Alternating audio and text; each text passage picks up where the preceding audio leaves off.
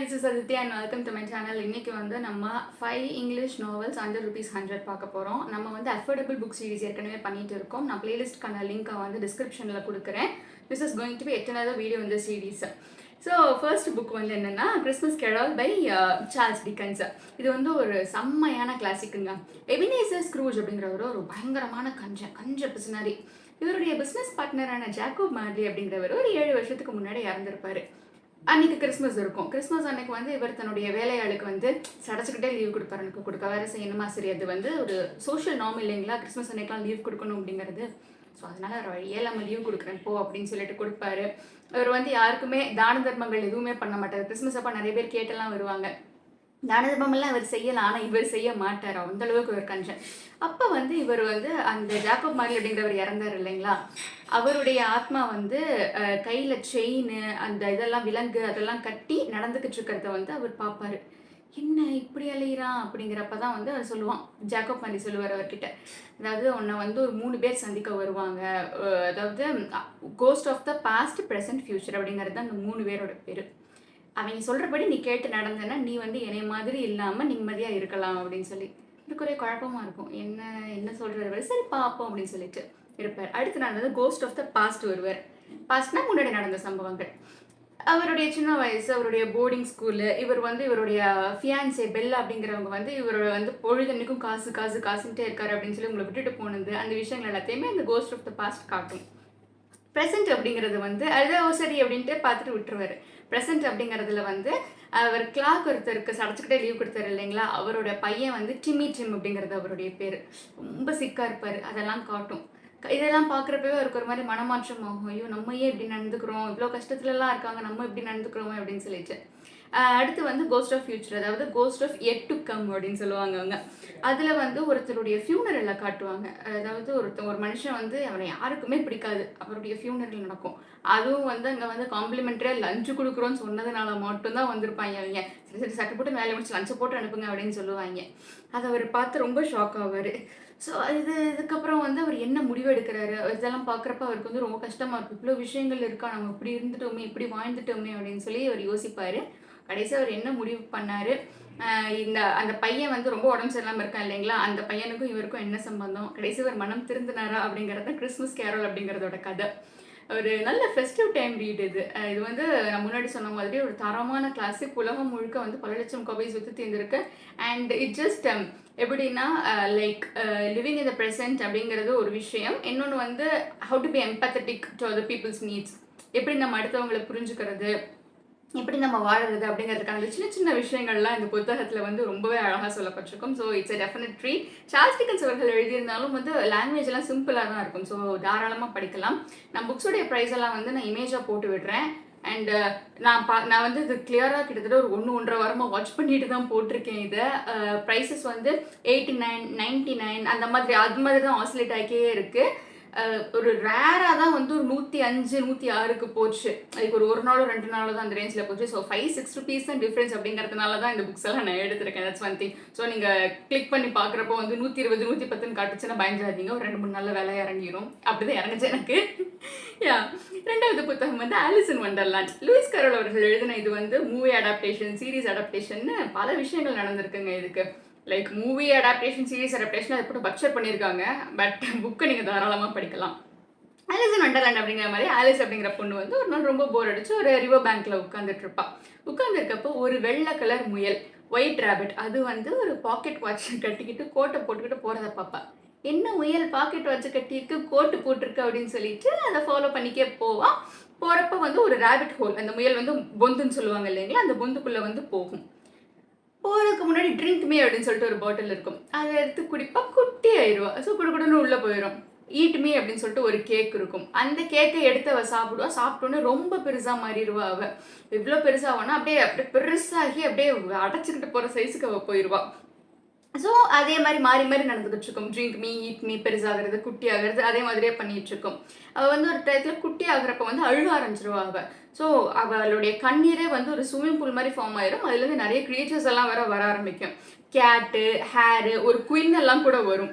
அந்த குயின் வந்து ரொம்ப ஒரு டாமினண்ட்டான அத்தாரிட்டேட்டிவான ஒரு குயினாலாம் இருக்கும். ஸோ அதெல்லாம் வந்து அதெல்லாம் என்ன விஷயம் சொல்லிக் கொடுக்குது அவளுக்கு? இவளுக்கு வந்து ஒரு போயம் கூட ஞாபகத்தில் இருக்காது. இவளுக்கு ஏதாவது ஒன்று சொல்லு அப்படிங்கிறப்ப எதுவுமே ஞாபகத்தில் இருக்காது இதுக்கு. ஸோ ஒரு ஒரு குழந்தையோட கண்களில் இந்த கதை மொத்தமும் போகச்சு நான் கொண்டு தான் ஆலிஸ் அப்படிங்கிறது. அதுக்கப்புறம் என்ன நடக்குது, அவள் அங்கேருந்து வெளில வந்தாளா, கடைசி கதை எப்படி முடியுது அப்படிங்கிறது தான் இந்த மொத்த கதை. இது வந்து அடல்ட் வேர்ல்டுடைய அப்சர்டிட்டியை வந்து ஒரு குழந்தையோட பார்வையிலேருந்து சொல்லியிருப்பாங்க. என்னென்ன விஷயங்கள்லாம் நடக்குது, அது வந்து ஒரு குழந்தையோட மனநிலையிலேருந்து பார்த்தா எப்படி இருக்கும் அப்படிங்கிறத வந்து ரொம்பவே அழகாக இந்த புக்கில் எம்ஃபசைஸ் பண்ணியிருப்பாங்க. ப்ளஸ் சேஞ்ச், அடாப்டபிலிட்டி இந்த மாதிரி விஷயங்களும் சொல்லியிருப்பாங்க. ஏன்னா அவள் அதுக்கேற்ற மாதிரி எப்படிலாம் அடாப்டபிள் ஆகுறா, எப்படி ஆகணும், அந்த மாதிரி விஷயங்கள்லாம் இதெல்லாம் வந்து லைக் டேரெக்டாக ப்ரொஜெக்ட் பண்ணியிருக்க மாட்டாங்க. படிக்கிறப்ப நமக்கே ஒரு ரியலைசேஷன் வரும். ஓ இப்படித்தான் போல இருக்கு அப்படின்னு சொல்லிட்டு நமக்கே ஒரு ரியலைசேஷன் வந்துடும். ஸோ ப்ளஸ் அதை தாண்டி வந்து how challenges come in life and how challenges lead to self discovery இந்த மாதிரி விஷயங்களும் சொல்லியிருப்பாங்க அதில். So this is a second book. Third வந்து இந்த ரைட்டரை பற்றி இது வரைக்கும் நம்ம பேசுனதே கிடையாது. He is one of the most popular இல்லைங்க, ஓஜினே சொல்லலாம். ஷேக்ஸ்பியருடைய ஒத்தெல்லோ அப்படிங்கிற புத்தகம்.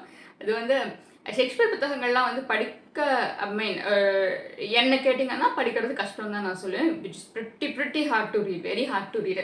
அந்த கீழே க்ளாசரி ஒரு பக்கத்துக்கும் கீழே க்ளாசரி அப்படின்னு சொல்லிட்டு அர்த்தங்கள்லாம் கொடுத்துருப்பாங்க இல்லைங்களா, அதை பார்த்து படித்தா தான் ஓரளவாவது நம்ம மேய்க்க முடியும்.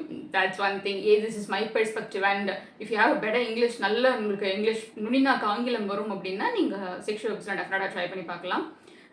If you are just okay நம்ம ரெகுலராக பேசுகிற இங்கிலீஷ் தான் வரும் அப்படின்னா I would recommend you to skip. So இந்த புத்தகம் வந்து பட் ஓகேவா தான் இருக்குது, படிக்கலாம். இது வந்து நிறைய வேர்ஷன்ஸ்லாம் வந்திருக்கு, குட்டி வேர்ஷன்லாம் இருக்குது இதுக்கு. புத்தகம் அப்படிங்கிறது உலகத்தில் இருக்கிற ரொம்ப ட்ராஜிக்கான காதல் கதைகளில் ஒன்றுங்க. சேராத காதல் கதைகள்னு சொல்லுவாங்களா, அந்த மாதிரி ஒரு காதல் கதை தான் இதுவும். பிராபான்ஷியோ அப்படிங்கிறவருடைய பொண்ணு தான் டெஸ்டிமோனா. அந்த டெஸ்டிமோனா வந்து ஒத்தெல்லோ அப்படிங்கிற ஒரு ஜெனரலாக 2 பேரும் வந்து காதலிச்சுக்கு இருப்பாங்க. யார் டெஸ்டிமோனாவும் ஒத்தெல்லோவும். இது தவிர்த்து வந்து ராட்ரிகியோ அப்படிங்கிறவர் வந்து பிராபான்ஷியோட்ட போய் பொண்ணு கேட்டிருப்பாரு. இந்த மாதிரி எனக்கு வந்து டெஸ்டிமோனாவை கல்யாணம் பண்ணி வைங்க அப்படின்னு சொல்லிட்டு. பட் அவர் வந்து மறுத்திருப்பாரு. இது ரெண்டும் வந்து ரகசியமாக இது பண்ணிக்கோங்க.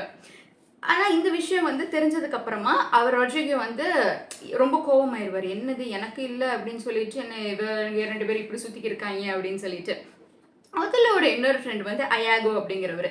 அயாகோவுக்கு ஒத்தெல்லோ மேலே ஒரு கோவம் இருக்கும். என்ன கோவம் அப்படின்னா, ஒத்தெல்லோ வந்து அவரை விட்டுட்டு இன்னொரு சோல்ஜரை ப்ரமோட் பண்ணியிருப்பாப்புல. ரேங்கிங்கில் வந்து அவரை விட தாழ்மையாக இருக்க வேண்டிய ஒருத்தர் இன்னைக்கு ரேங்கிங்கில் என்னைய விட ஜாஸ்தி ஆகிட்டாரு, அதுக்கு காரணம் ஒத்தெல்லோ தான் அப்படின்னு சொல்லிட்டு ஒரு பயங்கர காண்ட் இருக்கும். அயாகோ வந்து ஒரு பெருத்த வில்லன் அப்படின்னே சொல்லலாம் இந்த கதையில். ஸோ அவர் வந்து என்னென்ன மேனிப்புலேட் பண்ணி விடுவார்னா, கேசியோ அப்படின்னு ஒருத்தரோட டெஸ்டிமோனாவுக்கு தொடர்பு இருக்கிறதா இது மேனிப்புலேட் பண்ணி வச்சுருவார். இதுக்கு வந்து அயாகோ வந்து அவருடைய மனைவி எமிலியாவை கூப்பிட்டுக்கிட்டு, எமிலியாவை வந்து டெஸ்டிமோனாவுக்கு நீ போய் அசிஸ்டண்ட்டாக இரு அப்படின்னு சொல்லிடுவார். நீ போய் அவள் கர்ஷீஃபெல்லாம் எடுத்துகிட்டு வா அப்படின்னு சொல்லுவார். அவருக்கு எமிலியாவுக்கு தெரியாது இந்த விஷயங்கள் எதுவுமே. எமிலியா போய் அவள் கர்ஷீஃபெல்லாம் எடுத்துகிட்டு வந்து டெஸ்டிமோனா கர்ஷீஃப் எடுத்துகிட்டு வந்து கொடுப்பா. இவர் வந்து அதை கேசியோட இதில் வந்து பிளான் பண்ணிடுவார் அந்த கர்ஷீஃபை அவரோட திங்ஸோட. சொல்லிட்டு இந்த மாதிரி கேசியோவுக்கும் டெஸ்டிமோனாவுக்கும் அஃபேர் போகுது அப்படின்னு கிட்டத்தட்ட ஒத்தெல்லோ நம்புகிற மாதிரி சொல்லிடுவார். அதுக்கப்புறம் கோவம் வந்துடுது ஒத்தெல்லோவுக்கு. என்ன பண்ணுறாரு அவர், ஏன் அவங்க சேராமல் போனாங்க அப்படிங்கிறது தான் கதையோட கிளைமேக்ஸு. இவர் வந்து ஒரு எப்படிப்பட்ட ஒரு வில்லன் அப்படின்னா, இது ஜெலசி, மேனிப்புலேஷன், மிஸ்கம்யூனிகேஷன் இந்த மாதிரி விஷயங்கள்லாம் வந்து எப்பேற்பட்ட உறவுகளையுமே வந்து எப்படி சிதைக்கக்கூடியது அப்படிங்கிறத வந்து ரொம்ப அழகாக சொல்லியிருப்பாங்க இந்த புத்தகத்தில். அது மட்டும் இல்லாமல் like what love is and what love should be அப்படிங்கிறதெல்லாம் நமக்கு இந்த புக்கை படிக்கிறப்போ தெரியும். அடுத்த புத்தகம் வந்து ஆஸ் அ மேன் திங்கர் அப்படிங்கிற புத்தகம் ஜேம்ஸ் ஆலன் அவர்கள் எழுதினது. இது வந்து ஒரு செல்ஃப் ஹெல்ப் புத்தகங்க. லைக் நம்ம சொல்லுவாங்க இல்லைங்களா, தாட்ஸ் ஷேப் ஆர் ரியாலிட்டி அப்படிங்கிற ஒரு விஷயம் வந்து இதில் ஸ்ட்ராங்காக எம்ஃபசைஸாக இருக்கும். இந்த புக்குக்கு வந்து பாசிட்டிவ் ரிவ்யூஸ் இருந்த மாதிரியே like as all self help books நெகட்டிவும் இருந்தது. நம்ம தாட்ஸ் மட்டும்தான் நம்ம இதை ஷேப் அப் பண்ணுதா அப்படின்னு சொல்லி அந்த தரப்பில் பேசுகிற ஆளுங்களும் இப்போ வரைக்குமே இருக்காங்க. Which is just up to யூன்னு நினைக்கிறேன். Just up to you in the sense just up to the readers point of view. அப்படி அதெல்லாம் பாசிட்டிவாக யோசிச்சா நல்லது நடக்கும் அப்படின்னு நம்புகிற ஆளுங்களாக இருந்தால் like you will like it. இல்லை if that doesn't mean anything to you அப்படின்னா யா அது ஒன்றும் பெரிய மாற்றத்தை ஏற்படுத்துறது. அந்த புத்தகத்தை நீங்கள் தாராளமாக படிக்கலாம். மைண்ட் அப்படிங்கிறது தான் வந்து நமக்கு முக்கியமான ஒரு விஷயம். காஸ் அண்ட் எஃபெக்ட், இந்த மாதிரி காஸ் அண்ட் எஃபெக்ட் அப்படிங்கிறது நம்ம பண்ணுற விஷயங்கள் தான் நம்ம இந்த விளைவுகளுக்கு காரணமாக வருது. இப்போ பண்ணுற விஷயங்களை எப்படி பண்ணணும், செல்ஃப் டிசிப்ளினோட இருக்கணும். Like we should grow ourselves and let others grow. Plus இந்த மாதிரி விஷயங்கள் எல்லாத்தையுமே வந்து நம்ம ஒரு ஜென்ரல் லைஃப்பில் எப்படி கொண்டுட்டு வர்றது. Like good health is the base for everything. எல்லாத்துக்குமே வந்து அடிப்படை வந்து உடல் ஆரோக்கியம் தான். ஸோ அது நல்லா இருந்தால் மேலே மேலே நம்ம என்னென்னாலும் பண்ணிக்கிட்டே போகலாம். இந்த மாதிரி விஷயங்கள் எல்லாமே வந்து இந்த புத்தகத்தில் எம்பசைஸ் பண்ணியிருப்பாங்க. That's one thing. கடைசி புத்தகம் வந்து ப்ராஃபிட். இந்த ரைட்டர் பற்றி நான் பேசினது கிடையாது இது வரைக்குமே. கலீல் கிப்ரான் அவர்கள் எழுதின இந்த புத்தகம் வந்து இதுவும் வந்து உலகம் முழுக்க பல லட்சம் காப்பீஸ் விற்று தீர்ந்திருக்கு. வாழ்க்கையில் இருக்கிற சில விஷயங்களுடைய மீனிங் அதெல்லாம் வந்து இந்த புத்தகங்கள்லாம் படித்தா நமக்கு வந்து கிடைக்கும். அல் முஸ்தஃபா அப்படிங்கிறவர் ஆர்ஃபாலிஸ் அப்படிங்கிற இடத்துல 12 வருஷங்கள் வாழ்ந்துட்டு அங்கேருந்து கிளம்புறாரு. அங்கேருந்து கிளம்புறப்போ ஒரு குரூப் ஆஃப் பீப்புள் அவர்கிட்ட வந்து கேட்குறாங்க சில விஷயங்களை. என்ன விஷயங்கள் கேட்குறாங்க, அதுக்கு அவர் என்னென்ன பதில்கள் சொல்கிறாரு அப்படிங்கிறது தான் இந்த புத்தகம். லவ் அப்படிங்கிறது என்ன அப்படின்னு கேட்குறப்ப, லவ் அப்படிங்கிறது அது ஜாயும் கூட சஃபரிங்கும் கூட. Love is Joy and it's suffering. இது வந்து அந்த இன்ஸ்டாகிராம்லாம் வந்து அழகழகாக போஸ்ட் பண்ணி ஃபோட்டோ போட்டுட்டு அதுக்கு கீழே கேப்ஷன்ஸாக போடுவாங்க இல்லைங்களா? பெரும்பாலும் கேப்ஷன்ஸாக சொல்கிறது வந்து இவருடைய தான் இருக்கும். லைக் ஃபோட்டோவுக்கும் கேப்ஷனுக்கும் சம்மந்தமே இருக்காது. ஒரே ஒரு பாஷாக ஒரு இதுவோ அப்படியும் ஃபோட்டோ கொடுத்துட்டு கீழே வந்து சம்மந்தமே இல்லாத ஒரு மைண்ட்ஃபுல்லாக ஒரு கேப்ஷன் போடுவாங்க. Which is pretty funny in my point of view. எதுக்கு? யா. அப்புறம் வந்து மேரேஜ் அப்படிங்கிறது வந்து இட்ஸ் யூனிட்டி ஆக்சுவலி 2 பேர் சேர்ந்துருக்கிறது. பட் அவங்களுடைய இண்டிவிஜுவலிட்டியை தொலைக்காமல் இருக்கிறதும் எந்த அளவுக்கு முக்கியம் அப்படிங்கிறதையும் அவர் வந்து அழகாக எம்பசைஸ் பண்ணியிருப்பார். அடுத்ததாக சில்ட்ரன் அப்படிங்கிறது வந்து they are not your possessions, but Indian parenting doesn't work that way. I get it completely. Indian parenting அப்படிங்கிறது என் பிள்ளை yeah that's it, done, no words to say. அவ்வளோதான். இப்படி இருக்கணும், கைக்குள்ளே இருக்கணும், நான் சொல்கிறபடி தான் நீ நடக்கணும். ஸோ அப்படின்னு யோசிக்கிற ஆளுங்களுக்கு மத்தியில் like children are not your positions. நீங்கள் வந்து அவங்களுக்கு கேர்டேக்கர் மட்டும்தான். அதாவது நம்ம மூலமாக அந்த உலகத்துக்கு வந்தவங்க. அபீம் நானும் படத்தில் வந்து தலைவர் விஜய் சார் நினைக்கிறேன் டைலாக் சொல்லுவார், நம்ம மூலமாக குழந்தைங்க அப்படிங்கிறவங்க நம்ம மூலமாக அந்த உலகத்துக்கு வந்தவங்க, அவ்வளோதான். You don't have any authority over them அப்படிங்கிறதெல்லாம் எம்பசைஸ் பண்ணியிருப்பாரு. Which Indian parents I'm not sure இந்த வீடியோ இவ்வளோ தூரம் பார்த்தீங்க அப்படின்னா I'm not sure if you will be able to relate with that. Yeah.